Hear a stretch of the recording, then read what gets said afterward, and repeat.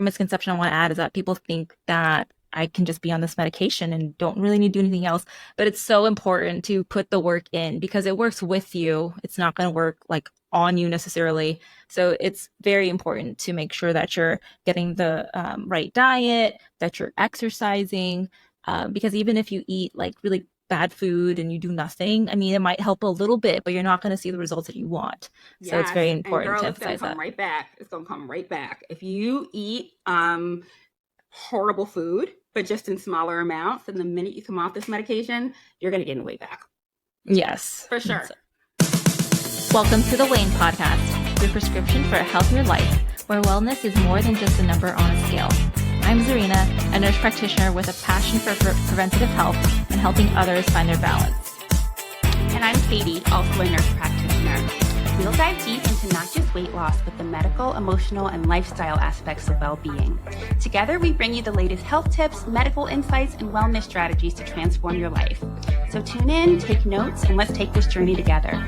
Remember, it's not just about the weight on the scale, but about creating a healthier, more balanced you. In each episode, we'll weigh in on hot topics, ranging from diet myths and exercise trends to mental health and chronic disease management, providing you with evidence-based advice to guide your health decisions. We'll also invite experts from various health fields to share their knowledge and answer your burning questions, giving you the tools you need to achieve and maintain your health goals. Whether you're looking to shed pounds, manage a health condition, or just live a happier, healthier life, you're in the right place. Let's get started on this episode of the Weigh In podcast, your prescription for a healthier life.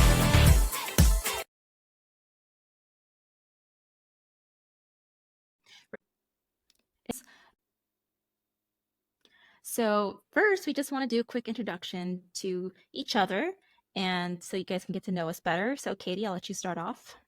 My name is Katie. I am a family nurse practitioner. I own a weight loss practice in Havertown, Pennsylvania called Fire Weight and Wellness. My background is in emergency medicine, which I have done for over a decade. And yeah, that's me in a nutshell. And I'm Czarina. I work here in Los Angeles, California, and my clinic is called the A-List Clinic, where we do weight loss, and soon we'll be adding men's health and other services. Yay. And I also do telehealth all over California as well. And my background is in medical surgical nursing, and I've been doing it for a little over 10 years.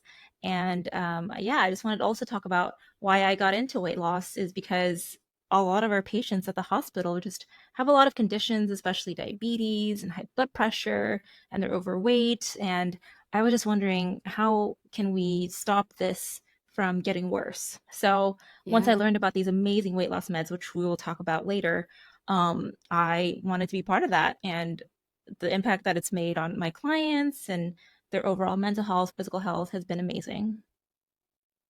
And so, That's Katie, awesome. yeah, what has your experience been with weight loss medications? Well, I got into this because I lost weight myself. I am a mom of two boys, and with the second kid, I gained a ton of weight, and I really struggled to get that weight off. And it wasn't like 5 or 10 pounds. I had a lot of weight to lose, so I actually lost 70 pounds, and it was amazing. It was great to kind of feel like myself again. But I can totally empathize with that feeling of feeling uncomfortable in your own skin because you feel like you're so over what is a comfortable weight for you. And so, yeah, that's sort of how I got into weight loss and why I love it so much. Amazing. So let's talk about the different weight loss meds that are out there. We've got Ozempic, Wegovy, Mounjaro, Zepbound. Hmm. What are the differences with all these meds? So Ozempic and Wegovy have sort of the same ingredient in them, which is semaglutide. So if you kind of think as like Ozempic and Wegovy as kind of being like the brand names, finger quotes, and semaglutide kind of almost being the generic, even though it's sort of the main ingredient in those drugs. That's what people are talking about when you sort of see on TikTok and in the news, people are saying Ozempic, Wegovy, semaglutide, they're all kind of referring to the same thing. Okay, And then Zepbound and Mounjaro, again, similar concept, and their sort of generic is great. And I know that these medications came out like in 2017. So they're not particularly like brand new to the world Yeah. necessarily. Yeah. Um, yeah, so it's been around for a while.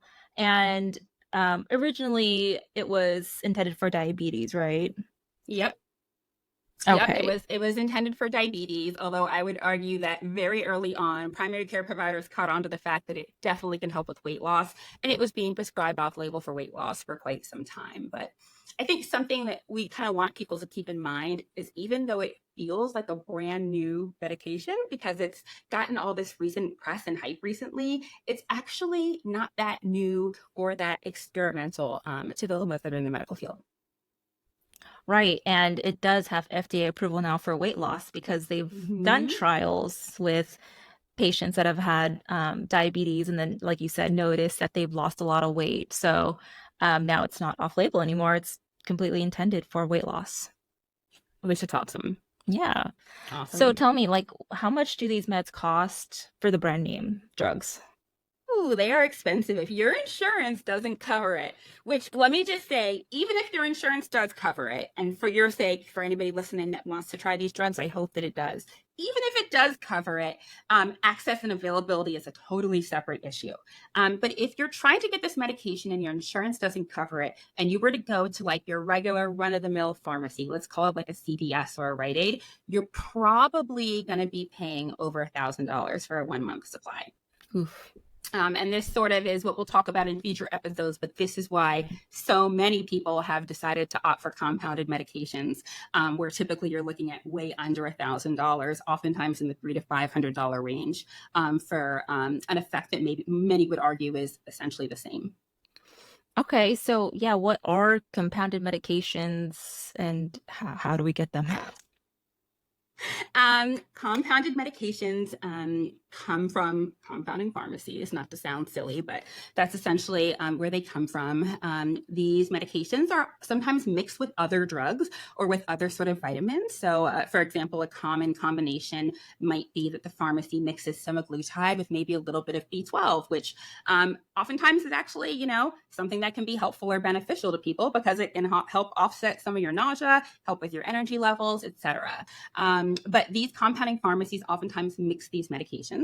I think as a client or as a patient, the main difference you notice is that it doesn't come in like a cute little pen, like when you get Ozempic. It comes up like a vial, and then you have like a needle and syringe. So that's sort of the main thing that as a patient that you notice. I also should add that compounding pharmacies do not exist just to make weight loss medications. They're used for lots of different things, especially let's say you have some like strange allergy and you need a medication and CVS doesn't offer it. Oftentimes, a compounding pharmacy is what would mix that medication to not have that dye or whatever it is that you're allergic to. Okay, very cool. And what are the differences with like semaglutide and tirzepatide? Yeah, so semaglutide works on one hunger hormone, and tirzepatide works on two hunger hormones. Tirzepatide is sort of a newer drug that's been out, that's become very popular.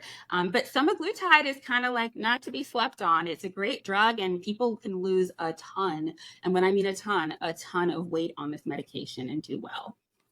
They're both very effective drugs. Great. And like what are the side effects associated with these medications and like contraindications? Most common side effects, I would argue, are nausea, fatigue, headaches, constipation is a biggie. Hmm. Sometimes you'll notice that some of your like GERD or reflux symptoms are a little bit exacerbated when you're on these drugs. But those are sort of the main ones that I would say. Okay. And overall, does it seem pretty manageable? Yes, especially if you're doing these drugs with good medical oversight, most people find these side effects to be manageable. And people also find that when they're on them for a little bit of time, that a lot of the side effects sort of start to even out a little bit, and they find them less cumbersome. Great. And who would you not recommend this medication to? Like what are the contraindications with injectables? Oh, yeah. Well, there are a few. One of the main ones is if you have a family history of medullary thyroid cancer, you should probably not take this drug. That's probably a big one. That probably is, the one that we all think of as medical providers when we think of people that shouldn't take semaglutide. I should add that, most of us check labs before we put you on these medications, just to kind of make sure that your kidneys look good and that there's no other major health concerns that would preclude you from being on these medications. Great. And also, I also just check a good thorough history and make sure that, they haven't had a history of pancreatitis or Yes. gallbladder Yep. disease, because, yeah, these medications can kind of overstimulate that. And then more cautious too with patients that have had gastric bypass surgery, because another thing that we've heard in the news is like the gastroparesis that could happen too, which is really rare, but just something to look out for when you have a client with that history. Yes, certainly. Those are all sort of adverse effects that you want to be careful of. Is when you are at these medications, you are at increased risk for pancreatitis, for gallbladder disease, for gastroparesis, for bowel obstruction. These are all sort of the scary things that can happen on these medications. Certainly, as a patient, you want to kind of weigh the risk benefits, but there certainly are some things to be aware of prior to starting your medication. Right. And what are the common misconceptions with the GLP-1 medications? There's a lot. There's a lot. I love TikTok and social media, but oof, lots and lots of misconceptions. I would say the biggest one is people think that this is going to be a quick thing. Like, oh my gosh, I saw this Mm. girl on TikTok. She lost weight so quickly. She lost like 1 million pounds. I'm ready for that. Give me that drug. But like, just because she lost it in a 3 minute like reel reel on Instagram does not mean that it's quick. Typically, what we tell people is that for the first month, you may not experience much of any weight loss at all. Most people and most medical providers will start you on a low dose for the first 4 weeks. And the majority of clients don't feel much effect during these first 4 weeks. After that, they'll start to titrate your dose up, sort of until you are feeling the effects of the drug. And once you get to your target dose, Serena, it is super obvious. Like you'll feel like even if you wanted to finish your food, you wouldn't be able to. I think is the way that most people describe it. It's pretty marked and you notice it, but how long it takes to get to that point varies from patient to patient. And so there's no way that anyone can ever promise you that if you start semaglutide on May 1st, that you'll lose 20 pounds by June 1st. It's not a realistic expectation. You should expect to be on these medications for at least a few months. Good to know. Because yeah, on average, from my personal experience with my clients, they've lost about, 20 pounds within 4 months. And another misconception I want to add is that people think that I can just be on this medication and don't really need to do anything else. But it's so important to put the work in because it works with you. It's not going to work like on you necessarily. So it's very important to make sure that you're getting the right diet, that you're exercising, because even if you eat like really bad food and you do nothing, I mean, it might help a little bit, but you're not going to see the results that you want. So it's Yes, very and important girl, to it's gonna emphasize come that. right back. It's gonna come right back. If you eat horrible food, but just in smaller amounts, then the minute you come off this medication, you're gonna gain the weight back. Yes. For sure. So, yeah. But they have done studies on this, that you do on average lose 10 to 15% of your body weight, which is converts to like 33 pounds over 68 weeks. And that's an actual research study. But, on average, with any weight loss program, you want to be losing like half a pound to a pound a week, which averages out to like 5 pounds a month. So it's a little bit uncommon to see like 10, 20 pounds weight loss in a month. And so it's slow and steady is our goal. Yes, and you Yeah. want the type of weight loss that's going to come off. These meds are not cheap, regardless of how you get them. You don't want to spend money on these drugs and then gain the weight back and have to do this whole thing all over again, or worse Hmm. yet, be like, I wasted money. These drugs are kind of like they're not a fad, they're not a fake thing, they're real. They really do help with weight loss, but you do have to do it the right way. Absolutely. And so, yeah, let's talk more about that. Like, do people regain weight when they get off of these medications? um sort of the description I gave you before about how, like, yes, if you eat nothing but, like, I don't know, fried chicken and cupcakes, in smaller amounts, and then you go off the drug and you're hungry and eat those things, then sure, yeah, you can regain the weight, and even to a lesser extent you can regain the weight. In general, the more times that you have tried to lose weight, the higher risk you are for regaining weight, regardless of what sort of modality of weight loss you use. But that being said, I think that if you do a formalized weight loss program of any kind, and you create healthy lifestyle habits, that you very much so can keep the stuff off, keep the weight off for sure, Yeah, for sure. and there's just another misconception too that like obesity is a chronic disease. Like it got classified as a chronic disease back in 2012, and a lot of doctors still don't have a good understanding about it and often think that it's the patient's fault for not eating right and everything, not exercising. So for some people, like this is a long-term medication because again, it's a disease. It's Sure. not like you take, people off of insulin if they're diabetic. They need to stay on it. So of course, case by case basis, but just really Certainly. understanding that obesity is a disease. So Yes. And you also don't need to be morbidly obese necessarily to be on these drugs. That's another common misconception is, oh my gosh, like I went to my doctor and he told me that I just was I'm not finger quotes fat enough to be on this drug. And that patient might have like a BMI of like 29 or 30. And I'm like, you actually are appropriate to go on these drugs. So yeah, it is a very common misconception for sure.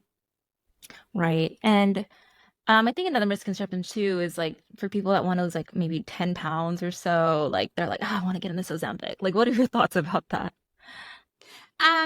At this clinic, especially, we're getting a lot of people who have been on everything. Every weight loss drug that's out there, they've tried every weight loss program, they have tried it all. And although, yes, you can be like, it's just 10 pounds, girl, be strong. At the end of the day, it's still 10 pounds that you're not comfortable having on you. And like I said, particularly if you're overweight or obese, and these are the 10 pounds that are throwing you into those categories, I think it's completely appropriate to help you by using some of these drugs. Absolutely. So, aside from the injectables, what are some other options for weight loss meds? Oh, there's actually a decent amount. There are a lot of oral medications. There's the tried and trues like phentermine, and then some of the older drugs like diethylpropion. There's Contrave, which is commonly used oftentimes for like binge eating disorder. And there's sort of brand names for other medications like phentermine and Topamax, for example. There's also alternatives to doing prescription drugs. You can do supplements. You can do IV infusions. You can do nothing at all. You don't have to take drugs in order to lose weight necessarily. You may be somebody who is a candidate for these drugs or who would like to use these drugs to facilitate the weight loss. But for what it's worth, it shouldn't be that just because the whole world seems to be obsessed with semaglutide, you don't necessarily have to be obsessed with semaglutide if that is not a modality of weight loss that you want to do right now. So yeah, I know here, at least at my clinic, we definitely have a lot of clients who just don't want to do anything at all. And that's okay. I think a real important part of being a good medical provider is meeting people where they're at. Yeah, absolutely. And the other meds that you mentioned, like phentermine, I know there's a quicker weight loss for that. So I guess if you need to lose weight for an event or something, that might be more appropriate for you. Because again, like you mentioned, semaglutide, tirzepatide, those are much slower weight loss drugs. For And sure. so, yeah, really important for someone to know what the differences are and what their goals are. And like you said, meeting them where they're at. And For so, sure, for sure. A lot of times I think of that phentermine patient as being like that bride who maybe is like a little bit overweight, wants to lose 10 pounds before the wedding, but doesn't really have any issues with sort of like ongoing, lifelong obesity, and kind of just has that 10 pounds to get off. yeah, very cool. So, yeah, what other upcoming episodes will be on the podcast? Yes, well, you know what, Serena, before we go into that, I realized that we forgot to tell everybody how we know each other. Um, we are not strangers or like random NPs that kind of just like happen to see each other in the street. Serena and I are friends, despite having a huge distance between us. I'm in Pennsylvania and she's in California. I think a long story short is basically we met online, and I saw that she had a really cool clinic, and we had a lot of things in common, and we started chatting after that. And since then, we've gotten to hang out a couple times. Yeah, absolutely. We both started at the same time too. Like I Really think cool. yeah, May, I'm sorry, not May, February of Mm-hmm. last year. So Yep. it's been cool to go on this journey together. And now we have so much experience and so much clients to talk about. So yeah, really excited to share that knowledge with you all. But yeah, as far as upcoming episodes, we'll definitely dive more into how Katie lost her weight and did she Mm-hmm. keep it off, Yep. and especially men's I'm gonna health. spill all the tea. Nice. So yeah, and men's health, we wanted to not disclude, like, sorry, not exclude our guys, because it's very important for you, for them as well to be included because they might feel like, oh, weight loss, it's such a girly thing, or they just feel embarrassed. But it is an issue with guys as well, and sometimes, again, like it's not just weight; it's also could be related to your testosterone. So we'll touch a little bit on that with testosterone replacement therapy. And we also wanted to include how to manage a diet with a busy lifestyle, Mm-hmm. especially with moms and, Yep. the kiddos that Yep. are, Soccer yeah, and baseball season are upon us, friends. To all my fellow moms out there, it's a super busy time of year, and it's really hard to figure out how to get it all done and still focus on yeah, yourself. absolutely. And then we also want to touch on aesthetics because that's Yes. also a big thing here in LA, especially. Yeah. But yeah, when are you ready to start getting into fillers or, we could even talk about liposuction, all that Lipo. stuff. Mm-hmm. Hmm. Definitely. We also are going to touch on some women's health topics. A lot of you that are listening in may be losing weight because you want to start fertility treatments. A lot of you that are struggling with weight loss might be in that stage of life called menopause, where you're really struggling with hormones as a factor as well. And we'll kind of be weighing in on some of that and sort of help give you some tips that might make this transition a little bit easier. Yeah, and then we'll also include some clients that we've had that have been on the medication, and I also want to touch on gastric bypass surgery and talk about that experience. So we're going to come at it from different angles, and we also want to include about mental health and wellness as well, because that plays a huge aspect with the relationship with food, and we want to do a deep dive in that as well. So Yep. those are just a few things to look forward to. Yes. So if you enjoyed today's episode, please take a moment to subscribe to our podcast, give us a rating, and share it with your family and friends who might find it helpful. And remember, we love hearing from our listeners. Please connect with us on our social media channels. Reach out to us via email with your thoughts, with any questions that you want us to ask on air, or any suggestions that you have for future topics. You can check out our website, www.theweighInNPs.com, and please follow us on Instagram at theweighInNPs. And if you're also interested in booking a consultation with either of us, if you're located in Pennsylvania, we got Katie at Lifefire Weight and Wellness. Her Instagram is at Life Lifefire Fire Weight. Weight. Mm-hmm. And then if you're in California, mine is at the A-List Clinic or the alistclinic.com. Yes. Your engagement truly makes the way in a richer and more dynamic conversation. So please keep those comments coming. And before we say goodbye, we want to leave you with one final thought. Wellness is not a one time achievement, it's a continuous journey. Please be patient with yourself and take it one step at a time. Thanks again for tuning in the Weigh In podcast with your hosts, Katie and Czarina. Until then, take care and be well. Bye, guys. Bye. The information in this podcast is for general information only. It is not intended as medical advice and should not be relied upon as a substitute for medical consultation with a qualified medical provider familiar with your medical needs.